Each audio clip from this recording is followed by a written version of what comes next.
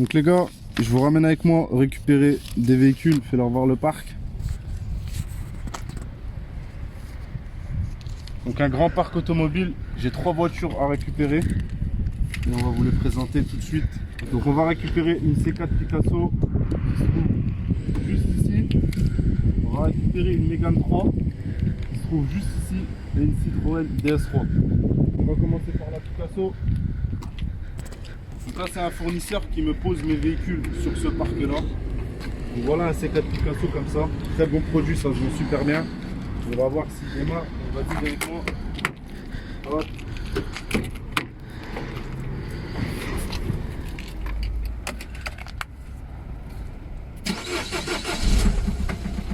Voilà, pour le C4 Picasso. Maintenant on va voir pour la Mégane si elle démarre. Des fois il se peut que les voitures ça fait longtemps qu'elles sont sur parc. Donc toujours avoir avec soi le petit booster au cas où elle démarre pas.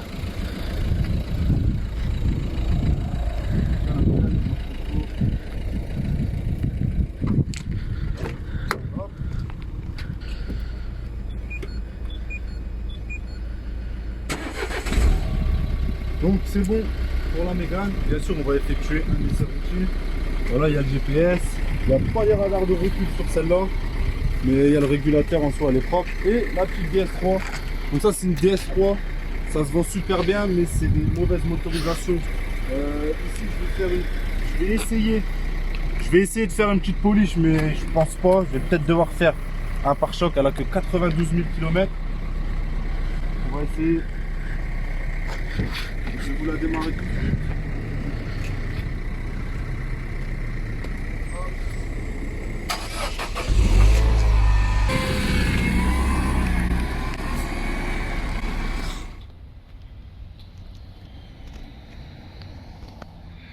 Donc les gars, là vous allez mieux voir les voitures.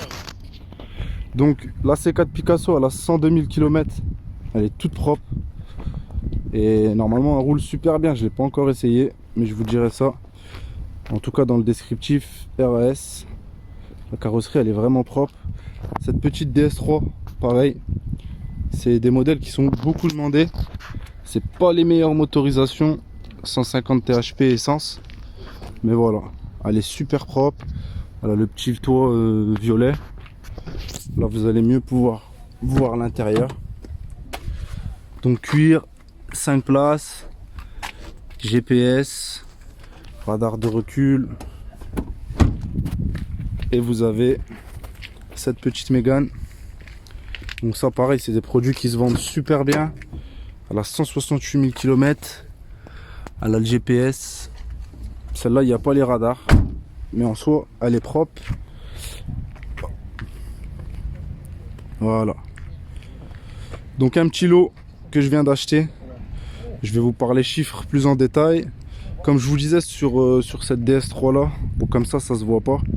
Mais vous avez le pare-choc qui est bien rayé quand même. Alors c'est pas profond. Peut-être que je vais pouvoir lui faire une petite polish, j'espère. Mais sinon je vais devoir refaire un pare-choc. Après j'ai un carrossier qui va pouvoir me refaire que cette partie là. On va essayer de bricoler là-dessus proprement.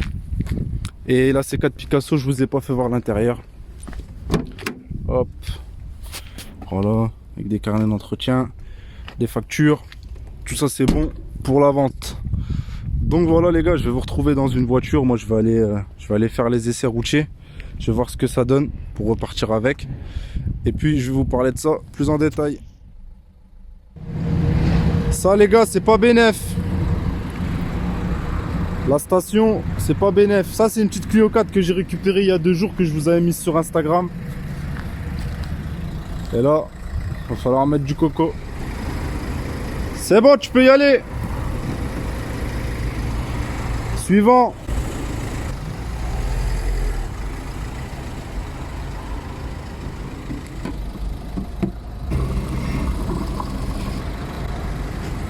Suivant.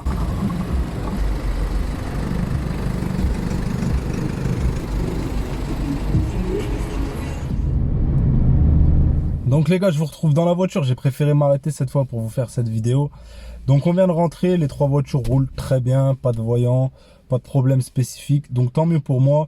Vous avez vu, je vous ai ramené sur un parc, donc c'est là où un de mes fournisseurs me dépose mes véhicules. Donc voilà, je viens, je les inspecte. Je vous ferai une vidéo sur les différentes inspections.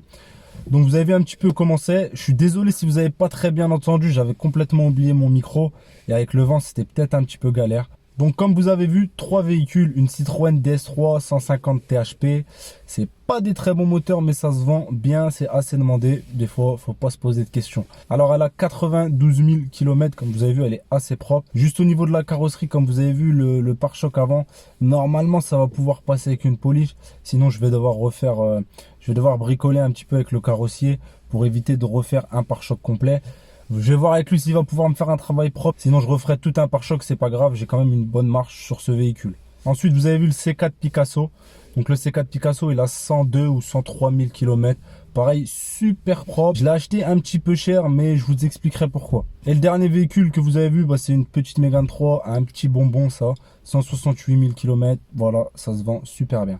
Donc ces 3 voitures, combien je les ai achetées? J'en ai au total pour 13 700 euros. La Mégane, je l'ai acheté 3 600 euros. La DS3, je l'ai acheté 6 000 euros. Et la Picasso, je l'ai acheté 4 100 euros. Alors la DS3, j'ai fait une bonne affaire. Ça se vend 7 500 euros au plus bas prix du marché. Donc voilà, j'ai fait une bonne affaire. Comme je vous dis, même si je dois refaire un pare-choc complet, ça n'impactera pas réellement le bénéfice que je veux tirer sur cette voiture. J'ai une bonne marge de manœuvre encore. Ensuite, la Mégane, 3 600 euros. Ça se vend aux alentours du marché 4 900 euros. Ça s'affiche. Il y a beaucoup de demandes pour ce véhicule. Donc, au niveau de la négociation, ça va être vraiment minime. Je sais que je vais avoir de la demande. Donc, ce véhicule-là, au pire des cas, je vais le vendre 4 700 euros. Donc, encore une fois, pareil, on a une bonne marge. Par contre, je vais effectuer une distribution sur cette voiture. Donc une distribution, une révision, un contrôle technique. Ensuite, pour le dernier véhicule, le Picasso, je vous ai dit que je l'avais acheté un petit peu cher. Pourquoi je vous dis ça? Parce que c'est vrai que j'aurais pu en trouver des moins chers, mais celui-ci, il était vraiment dans un état propre. Et ce que j'ai pris en compte surtout, c'est le carnet d'entretien. On a un carnet d'entretien avec toutes les révisions complètes. Et ça, c'est ce qui va pouvoir me permettre de viser plus haut pour mon véhicule, parce que je vais avoir des arguments en plus pour la vente. Franchement, là, les clients qui vont vouloir venir le véhicule, il n'y a même pas une rayure. Ils vont rien pouvoir dire à ce niveau-là. Un carnet d'entretien complet. Donc ça joue en ma faveur et en leur défaveur pour la négociation. Donc voilà, je vais le viser un petit peu haut celui-là. Je vais le mettre à 5 500, 5 600 euros. Donc voilà, 13 700 euros les 3 véhicules. Je pense tirer au moins 1000 euros de bénéfice sur chaque véhicule. Je dis bien au moins. Et puis voilà, comme je vous dis, je vais vraiment effectuer des révisions pour vendre des voitures propres. Donc voilà les gars, je vous ai ramené avec moi sur un parc automobile. Je vous ai présenté 3 petites voitures. J'ai encore d'autres véhicules à aller récupérer. Comme vous avez pu le voir, malgré le confinement, on bosse encore. C'est important. Alors c'est vrai qu'on est quand même impacté. Mais moi je me sers de ce mois de confinement, puisque je peux quand même acheter des voitures. Je peux quand même aller les récupérer. Donc je me sers de ça pour prendre le temps de faire de bonnes affaires. Bien préparer mon mois prochain. Comme ça, une fois que le mois prochain aura débuté, toutes mes voitures seront prêtes, les CT seront passés, les révisions seront faites. Voilà, tout sera prêt, il ne me restera plus qu'à attendre ces bénéfices. Donc voilà les gars pour cette petite vidéo et on se retrouve bientôt dans une prochaine vidéo. Ciao!